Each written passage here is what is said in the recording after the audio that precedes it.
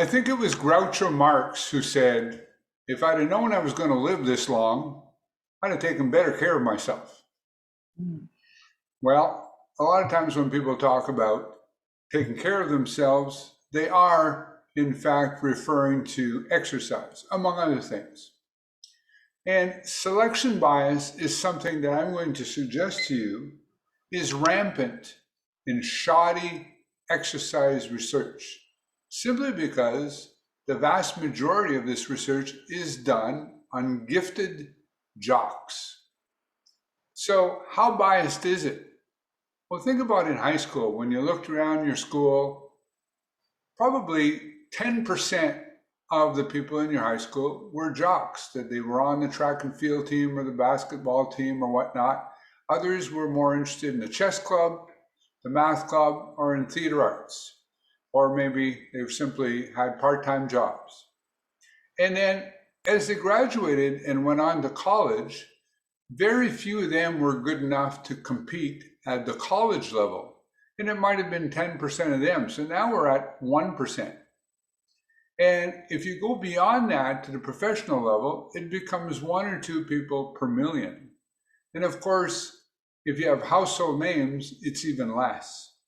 And what works for them in terms of exercise typically has nothing to do with what works for the rest of us mere mortals. Another way of talking about exercise or selection bias is by saying the evidence you see versus the evidence you don't see. In other words, when you see an athlete on a podium with a gold medal in the Olympics, you may assume that he or she is there because of the exercise methodology that they embrace. But the evidence you don't see are the tens of thousands of other people who attempted to follow a similar regimen and either failed dismally or were injured in the process.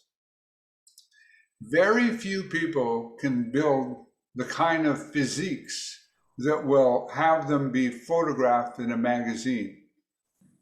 Abnormally large muscles are genetically, or the ability or potential to build abnormally large musculature is about as rare as people who are abnormally tall, such as if you see somebody who's over 6'4" or 6'5". It's very rare. So what happens in exercise is that some of the benefits that are touted in order to sell you a gym membership or in order to sell you a supplement or an exercise device of some kind are vastly exaggerated because of this selection bias. But tragically, that means that some people don't start exercise or don't stay with it because they don't get those kinds of results and they get discouraged and quit when those results were never possible for them in the first place. And other people, usually women, who don't want what they consider unattractive large muscles never start for fear of that happening when it's extremely rare. But other benefits are underestimated, and that's benefits to your general health. Strength training is extremely beneficial, so much so that even a single strength training workout, intense enough, can make you healthier. So, how does a strength training workout make you healthier? What happens inside our body during and after a workout that leads to better health? Well, to answer those questions, we have to ask, how do things work in the real world and how do they work in the body? Well, in the real world, there are messages. You may get an email from somebody, say me, for example, with an agenda asking you to take a certain action, like take on a role in the meeting. Well, in your body, certain cells, an example being the pancreas produces hormones that send signals that then causes other cells to react in such ways to either increase or decrease your blood sugar.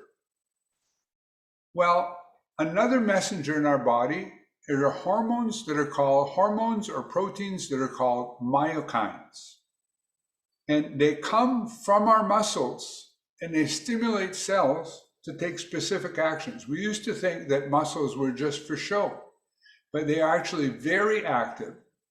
When they produce, they promote healthy bodily function.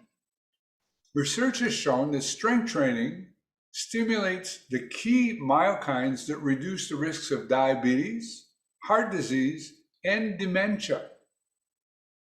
Our health improves when we create more myokines. Myokines are created when we contract our muscles. So I want you to consider adding strength training to your weekly regimen. Dan talked about New Year's resolution.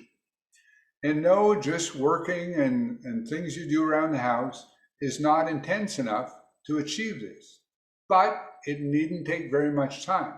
In fact, it should take less than an hour per week, because another mistake that people make in exercise, again, because of the bias of some of these jocks, is they think if a little exercise is good, a lot is better. It should take less than an hour a week, and it should be performed in a manner that avoids injury, because many people actually hurt themselves in the pursuit of fitness. And it does not require any special equipment or an exercise instructor, though those things can be helpful, but they're not essential. I'm happy to email anyone a YouTube video with a simple routine that can be done at home by yourself in less than 30 minutes and can be done once or twice a week and literally have life-changing effects for you. Mr. Toastmaster.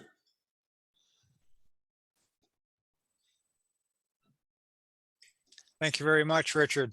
That was very good.